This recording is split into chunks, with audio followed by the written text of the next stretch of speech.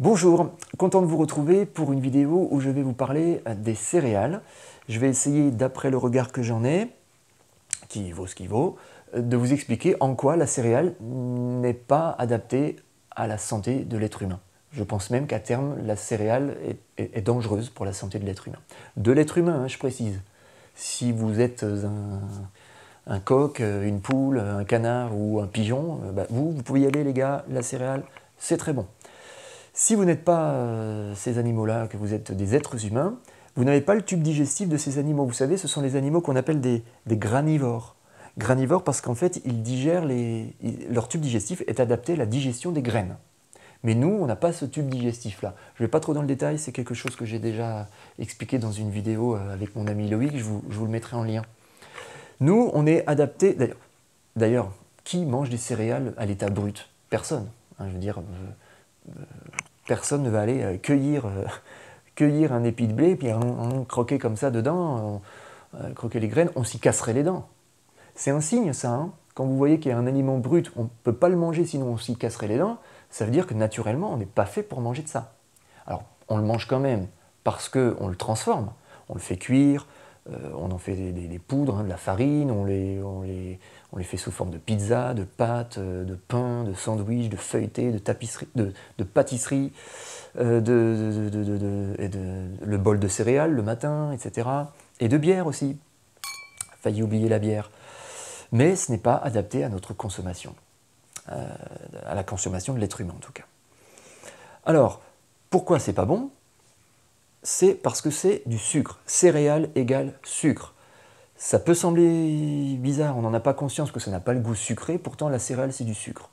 Alors, c'est difficile parce qu'on entend des pubs où il faut du sucre, puis après on dit oh, le sucre, attention. À l'école, moi mes enfants chaque année ils ont la journée du sucre ou la semaine du sucre, je ne sais plus. Bon, qu'est-ce que c'est que du sucre? Le sucre le plus simple qu'on trouve, celui qu'on va trouver dans les fruits par exemple, ça va être le glucose. Je simplifie un petit peu. Hein. Ça va être le glucose, c'est-à-dire un sucre simple, facilement assimilable par l'être humain. Très peu de digestion à faire parce que il passe très vite dans le sang pour aller rejoindre nos petites cellules pour les nourrir. Et à cela s'oppose le sucre complexe.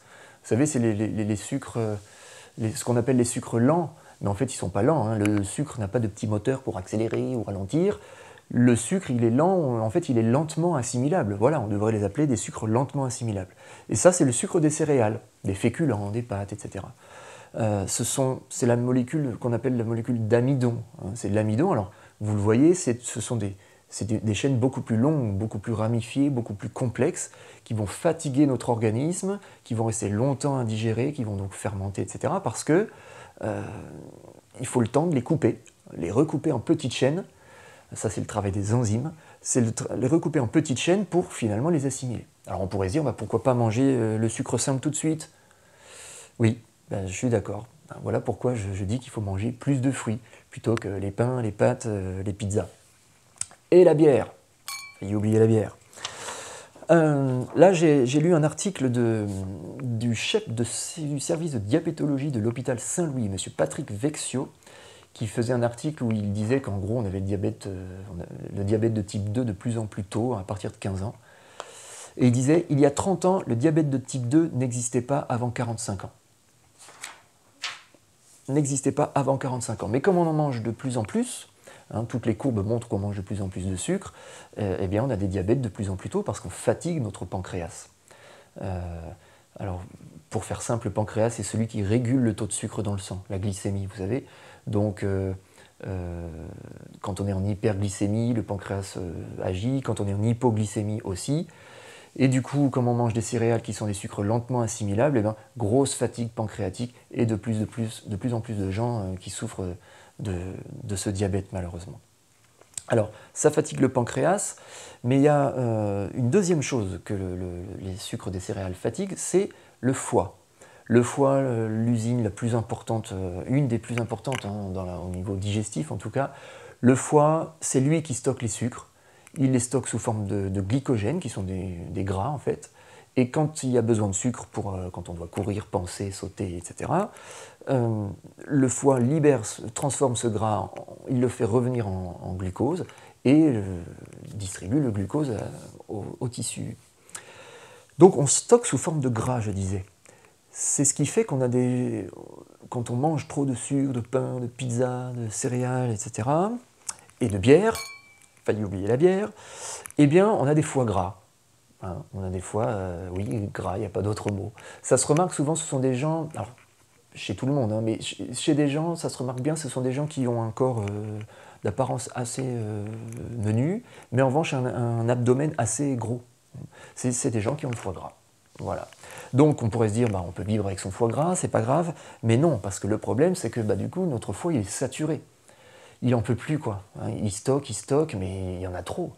À quoi ça sert le foie? Notamment, le foie envoie toutes les toxines de notre corps, le foie les filtre, etc., les envoie vers l'intestin et on les évacue sous forme de caca. Mais si le foie est saturé, engorgé de toxines, de gras, etc., bah, il fait moins son travail. Donc ça va moins sortir par les intestins.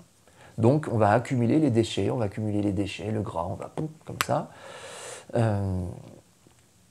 Alors le corps a trouvé quand même une solution, c'est qu'il va faire sortir ces déchets d'abord par les poumons. La sphère pulmonaire va être touchée, c'est-à-dire que les poumons vont faire sortir les déchets. Alors, ce n'est pas les poumons directement, mais on va tousser, cracher, renifler, faire des bronchites, des rhumes, des grippes, pendant 3, 4, 5, 6, une semaine, enfin 3, 4, 5, 6 jours ou une semaine, on va avoir une grippe, une bronchite, quelque chose, une otite, le nez qui coule, une sinusite. Ça va sortir, et puis après, ça va aller mieux. Le problème, c'est que comme on a une approche de la médecine très symptomatique, on va gérer le symptôme. On va voir le docteur qui dit « j'ai compris, je vous donne la petite pilule magique ». Effectivement, ça marche. Plus de sinusite, le nez ne coule plus, on ne tousse plus, on n'a plus les bronches prises, on n'a plus d'otite. On pourrait se dire « je suis guéri, ça va mieux ». Mais en fait, non. Parce que le pauvre foie qui était saturé se disait « ah, je peux un petit peu faire sortir, je fais sortir par là-haut ». Et nous, on ferme. Donc, bah, ça va continuer d'être stocké ici. Et les maladies, de toute façon, les bronchites, elles vont revenir. Hein. C'est les gens qui ont des bronchites chroniques, vous savez, des choses plus graves, mais après de l'asthme, pneumonie, tuberculose dans les cas les plus graves, inflammation, etc., diverses.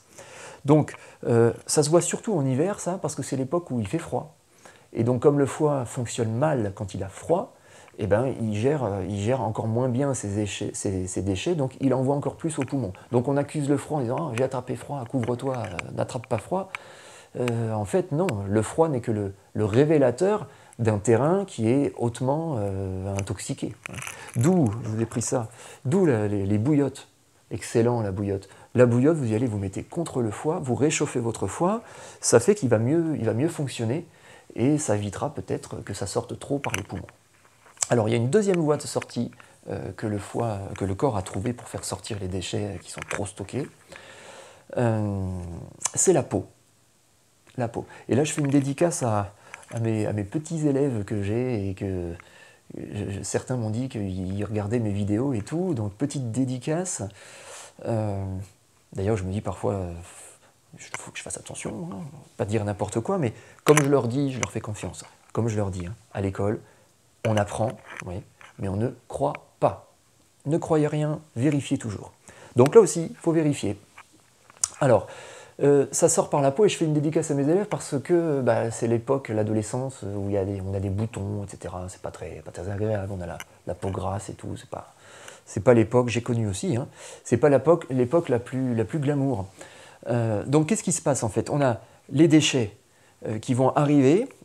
Il y a des toxines à éliminer, elles sont nombreuses, donc le foie ne suffit pas, les intestins ne suffisent pas, on a coupé les poumons, donc ça arrive en bordure, hein, en superficie, ça va faire des éruptions cutanées, ça va franchir l'épiderme, ça va faire des sortes de trous hein, pour que ça sorte. Alors ça peut faire ça peut faire de l'acné, ça peut faire de l'eczéma, des psoriasis, divers boutons, des vésicules, furoncles, pustules, je ne sais plus. On pourrait même se demander ce que sont des verrues. On pourrait se demander ce que sont les grains de beauté aussi. En tout cas, ça va sortir par la peau. Et on retourne voir le docteur. un autre, cette fois-ci, un dermatologue, qui va régler le problème, effectivement, on ne va plus avoir le bouton, on ne va plus avoir l'eczéma, on va mettre de la cortisone, ça va rentrer, effectivement, ça ne va plus sortir. Qu'est-ce qui se passe? Le foie, lui, il avait trouvé une porte de sortie par les poumons, on a coupé. Il avait trouvé une porte de sortie par la peau, on a coupé. Et bien il va stocker. Et là, on va arriver à des maladies beaucoup plus graves. Hein.